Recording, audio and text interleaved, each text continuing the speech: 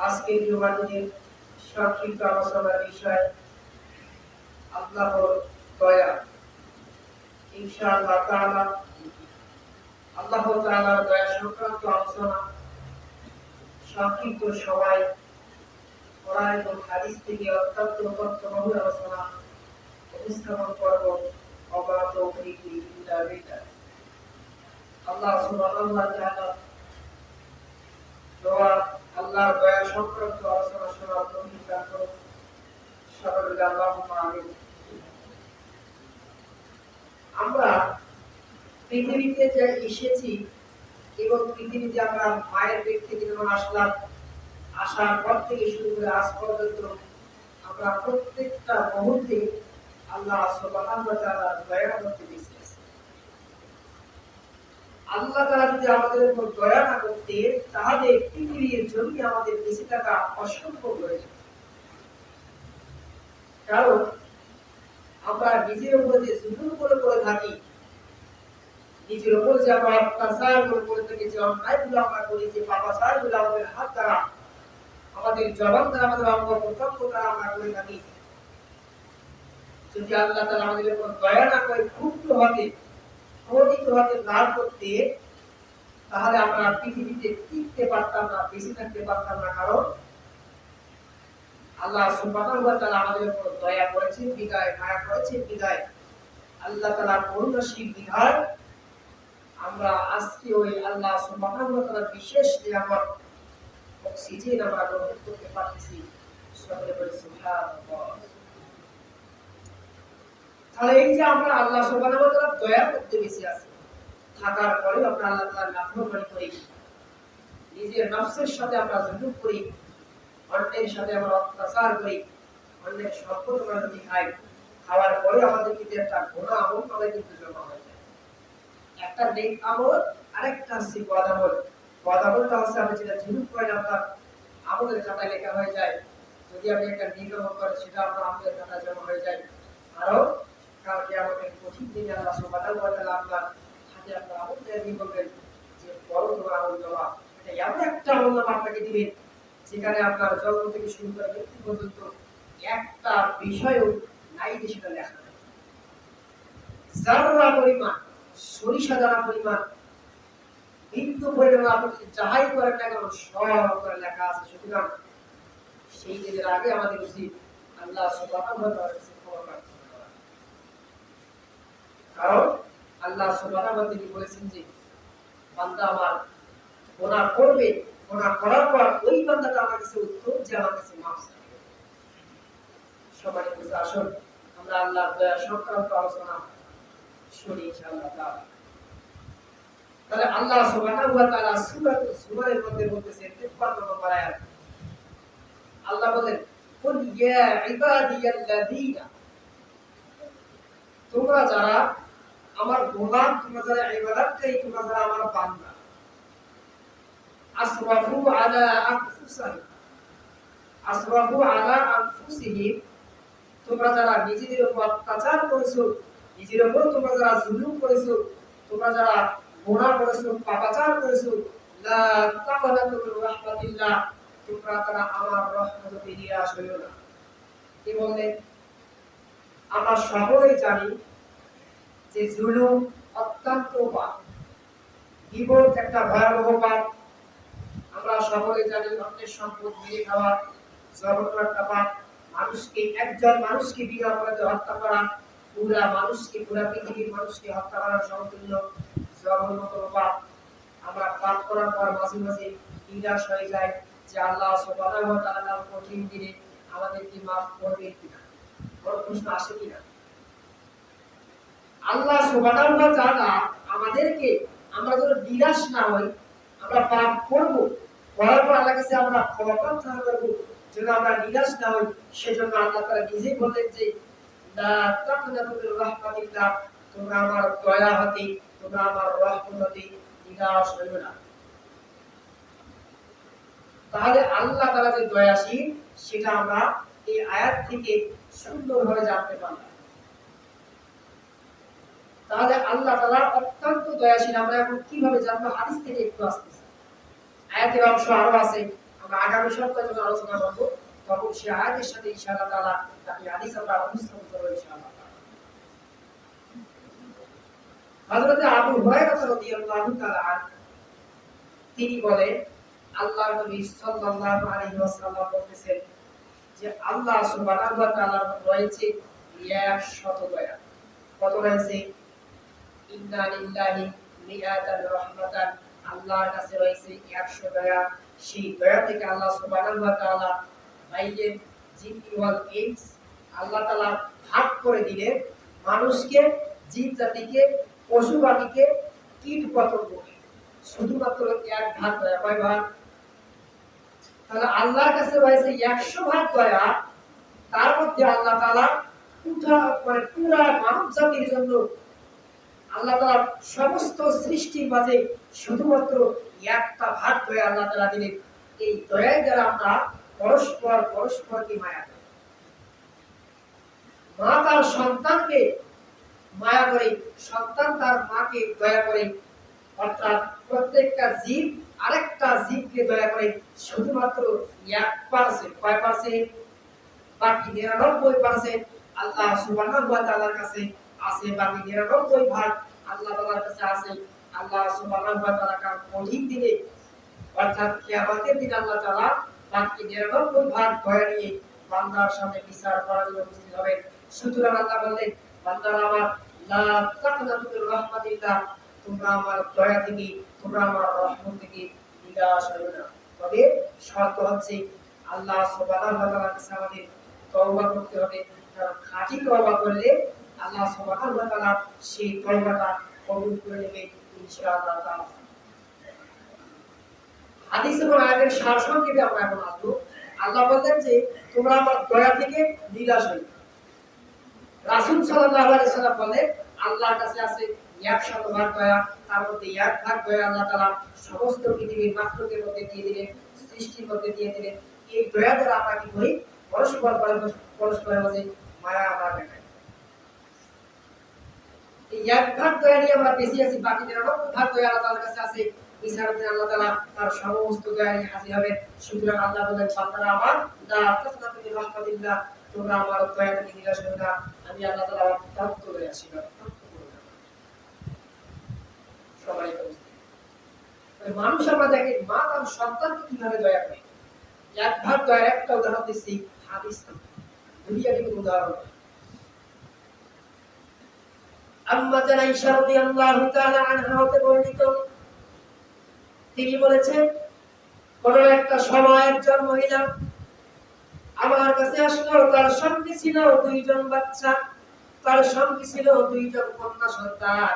সেই মহিলাটা আমার সঙ্গে আসলো। সেই মহিলাটা আমার সঙ্গে আসার পর আমার কাছে কিছু চাইলে, আমার কাছে কিছু চাওয়ার পর সেই দিন আমার বাসাতে আর কিছু ছিল না। আমার বাসাতে ছিল সেই দিন মাত্র 2 টাকা। আমি দেরি না করে সেই মহিলাকে, সেই জৈনিক মহিলাকে আমি কি করলাম? 2 টাকা খেজুর দিয়ে দিলাম। আমি লক্ষ্য করলাম, আমি তাকালাম, এই মহিলাটা তার 2টা সন্তানকে নিজে না খাইয়া, সবার মাঝে ক্ষুধা আছে, কিন্তু মা দেখেন একবার দয়া সে কিভাবে প্রকাশন করতেছে। মা যদি 1 ভাগ দয়া এইভাবে তার সন্তানদের মাঝে প্রকাশন করতে পারে, দেখাতে পারে, আমার আল্লাহ রাব্বুল আলামিন 99 ভাগ দয়া নিয়ে যদি বিচারে ময়দানে আছে বান্দা, ও আমার বান্দা, অতএব তুমি করেছো, আকাশ সমপরিমাণ তুমি গুনাহ করেছো, পাহাড় সমপরিমাণ তুমি গুনাহ করেছো। তোমার গুনার মধ্যে যদি শিরক না থাকে, আমি আল্লাহ তাআলা দয়াবান, সমস্ত গুনাহ আমি আল্লাহ তাআলা করে দেব। সুবহানাল্লাহ।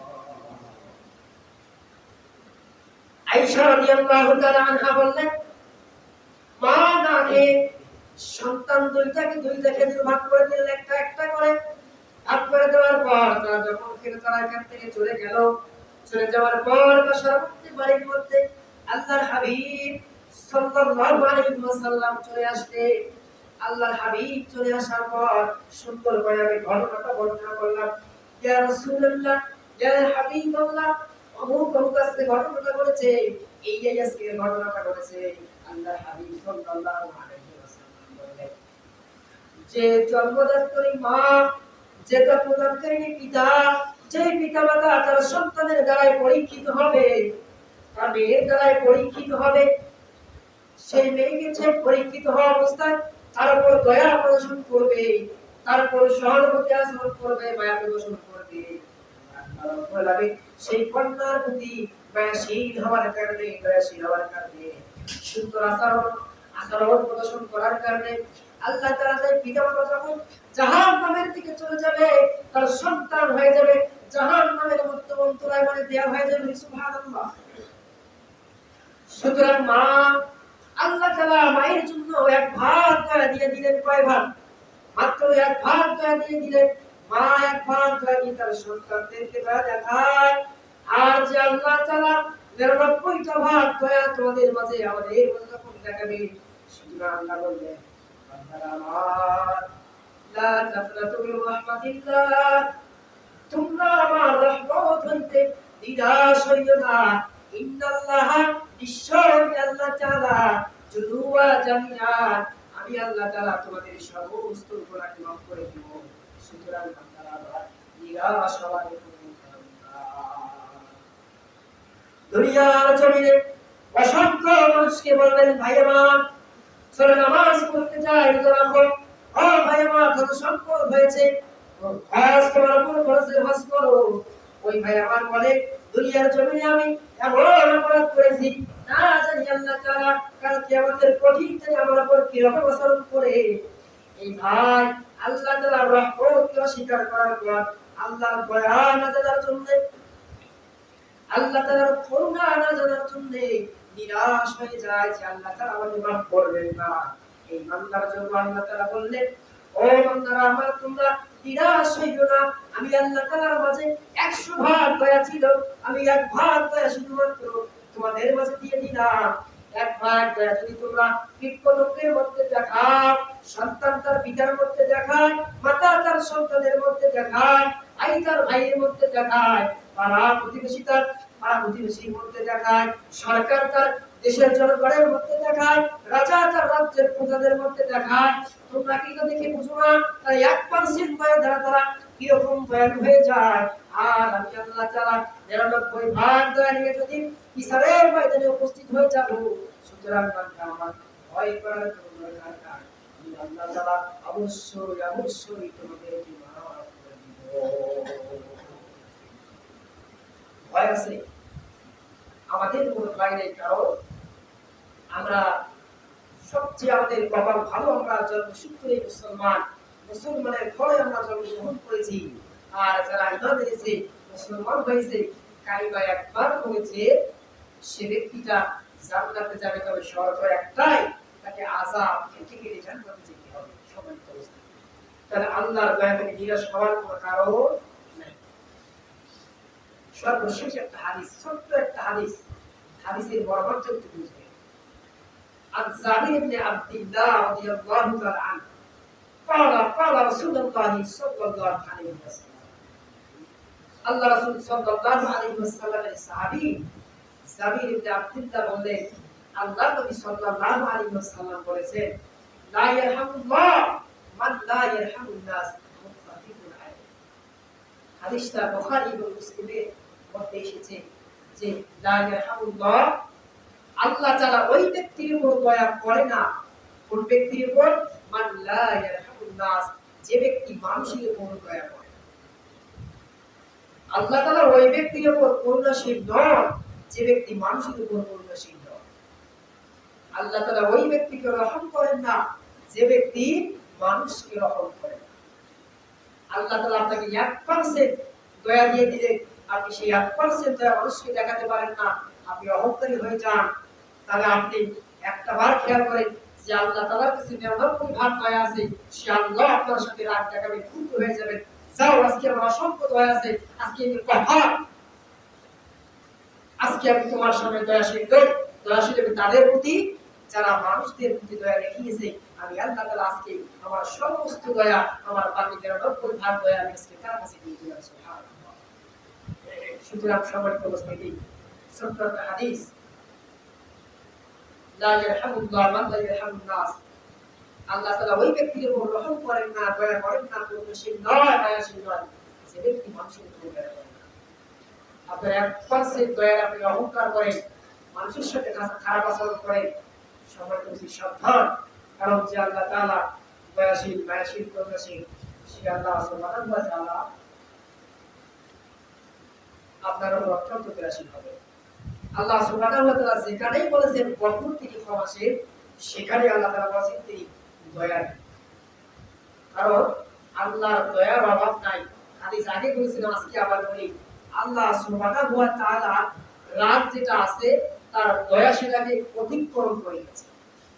মানে আগুন আপনি যেভাবে জ্বালিয়েছেন, আগুন জ্বালিয়েছেন ল্যাম্প প্রতীক, ল্যাম্পে আপনি আগুন জ্বালিয়েছেন, খুবই আপনি আগুন জ্বালিয়েছেন, কিন্তু আপনার সামনে আছে বিশাল বড় পাখা, এক ভাণ্ড পানি, এক বন্যা পানি, আপনি পানি ঢাললেই সে আগুনটা নিভে যাবে। সে যতই আগুন হোক না কেন শক্তিশালী, আপনার হাতে আছে পাখা মানে বাতাস, আপনি বাতাস করলেই সে আগুনটা নিভে যাবে। সুতরাং আল্লাহর দয়া তার রাগকে অতিক্রম করেছে বলে সুবহানাল্লাহ। তবে সাবধান, মানুষের প্রতি আপনার করুণশীল আচরণ করতে হবে, মানুষের প্রতি আপনার দয়াশীল আচরণ দেখাতে হবে, পশু পাখির প্রতি আপনার করুণাশীল আচরণ দেখাতে হবে।